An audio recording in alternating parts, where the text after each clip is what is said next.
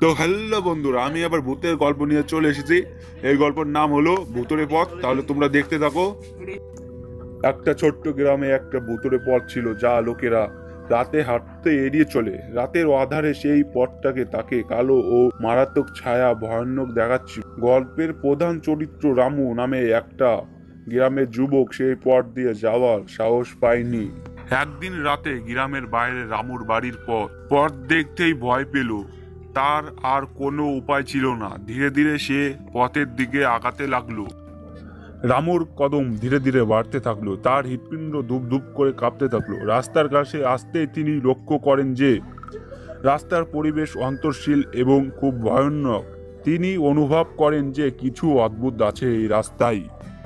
হঠাৎ একটা অদ্ভুত রামুর পিছনের ছায়া দেখতে পেল। একটা কিসের জন্য আওয়াজ শুনতে পেল রামু।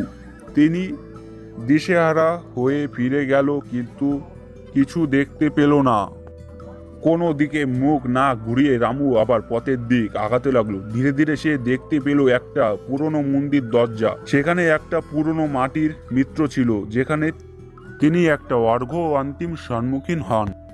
রামুর হৃৎপিণ্ড দ্রুত কাঁপতে থাকে এবং সে দ্রুত পা নাড়িয়ে চেষ্টা করে, কিন্তু থামতে পারে না। মন্দিরের পাশ দিয়ে যেতে যেতে নিচের দিকে তাকিয়ে দেখলো একটা ছোট্ট বাচ্চা কুঁড়ে ঘরে ঘুরে নিয়ে খেলছে।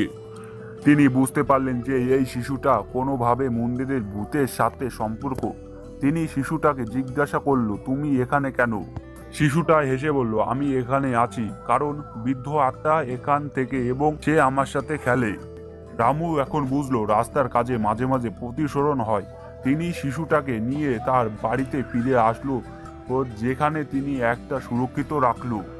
তো তাহলে কেমন লাগলো বন্ধুরা, কমেন্টে বলে দিও। আর এরকম ভিডিও আমার চ্যানেলে তোমরা পেতেই থাকবে, এই জন্য সাবস্ক্রাইব প্লিজ।